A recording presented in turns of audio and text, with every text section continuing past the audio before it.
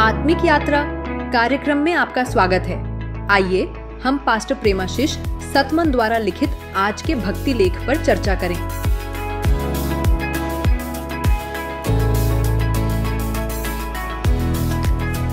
Praise the Lord. Praise the Lord. आज हम pastor प्रेमाशीष सतमन के लेखन से कुछ बहुत दिलचस्प बातों पर गौर करें। आनंद की शक्ति, आत्मा और भावनाएं। हाँ, बहुत गहरा विषय है। बिल्कुल। और एक बुनियादी सवाल जो ये उठाता है वो ये कि क्या हमारा दिल वाकई परमेश्वर से मिलने वाले उस आनंद से भरा है? मेरा मतलब है वो गहरा स्थायी आनंद। क्योंकि अक्सर ऐसा होता है ना कि हम अपनी रोज की भावनाओं में और अपनी अंदरूनी मतलब आध्यात्मिक स्थिति में थोड़ा उलझ जाते हैं। हाँ, ये बहुत आम है। जैसे लूका 1:46 में मरियम का वो बयान है, बहुत खूबसूरत है। मेरा प्राण प्रभु की बड़ाई करता है। हाँ। और मेरी आत्मा मेरे उद्धारकर्ता परमेश्वर में आनंदित हुई है। बिल्कुल। यहाँ साफ लगता है कि वो आत्मा और प्राण में मतलब मन, भावनाएं, इनमें एक फर्क बता रही हैं। सही कहा। आत्मा और प्राण ये दो अलग चीजें हैं। चलिए इसी को थोड़ा समझते हैं। हाँ प्लीज। देखिए, श्लोक के अनुसार जब कोई मसीह पर विश्वास लाता है तो उसकी आत्मा का जैसे एक नया जन्म होता है। अच्छा। तो कुरिन्थियों 5:17 कहता है ना, यदि कोई मसीह में है तो वह नई सृष्टि है। हाँ हाँ। तो इसका मतलब है कि ये जो नई आत्मा है, पुनर्जीवित आत्मा, ये अपने स्वभाव से ही उन फलों से भरी है जिनका जिक्र गलातियों 5:22-23 में है। जैसे प्रेम, आनंद, शांति। बिल्कुल, प्रेम, आनंद, शांति। तो ये आत्मा का हिस्सा जो है ये परमेश्वर से लगातार जुड़ा रहता है और इसीलिए इसमें आनंद का एक स्रोत हमेशा रहता है। हमेशा मतलब चाहे बाहर कुछ भी हो रहा हो। हाँ, चाहे बाहर हालात कैसे भी हों या हमारी भावनाएं, हमारा मन उस वक्त कैसा भी महसूस कर रहा हो, ये आत्मा की एक स्थायी अवस्था है। ठीक है, ये बात सुनने में तो अच्छी लगती है, सैद्धांतिक रूप से समझ आती है।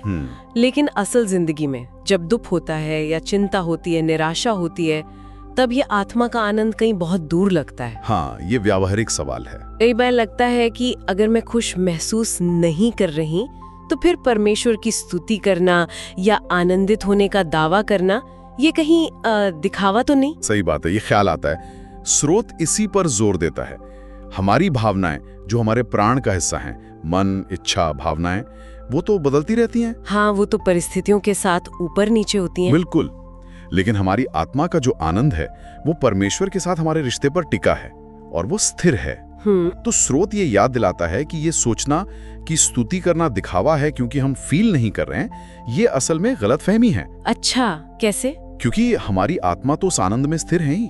अपनी बदलती भावनाओं की वजह से अपनी आत्मा की सच्चाई को नजरअंदाज करना, स्रोत कहता है, ये ऐसा है मानो हमारे पास एक मजबूत घर हो पर हम बाहर तूफान में खड़े रहने का चुनाव करें। ओहो, तो मतलब ये हुआ कि ये सिर्फ एहसास की बात नहीं है, ये एक चुनाव की बात है। बिल्कुल सही। यहीं पर चुनाव का सिद्धांत आता है कि हम चुने कि अपनी बदलती भावनाओं को हावी होने देना है या अपनी आत्मा की उस गहरी स्थायी सच्चाई पर ध्यान लगाना है। एग्जैक्टली।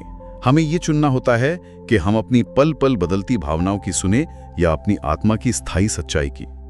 व्यवस्था विवरण 30.19 में परमेश्वर कहते हैं ना, जीवन को चुन ले। ये उसी चुनाव की तरफ इशारा है। अच्छा। हो सकता है हमारा मन, हमारी भावनाएं उस वक्त स्तुति के मूड में ना हो या खुश ना हो। हाँ बिल्कुल। लेकिन हमारी आत्मा परमेश्वर के साथ संगति में वो हमेशा आनंदित है।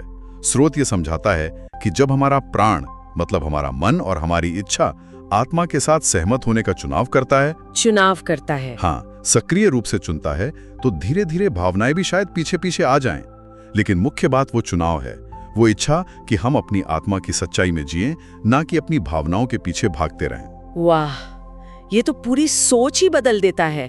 मतलब असली गहरा आनंद हमारी बाहरी परिस्थितियों या हमारी भावनाओं पर निर्भर नहीं करता। वो हमारे अंदर परमेश्वर की उपस्थिति से आता है, हमारी आत्मा की एक स्थायी अवस्था है। हाँ। और इसे सक्रिय रूप से चुनना ये हमारे हाथ में है। क्या बात है। ये तो बहुत शक्तिशाली विचार है। हाँ, और ये सिर्फ एक विचार नहीं, ये रोजमर्रा की जिंदगी में अपनाने वाली चीज है।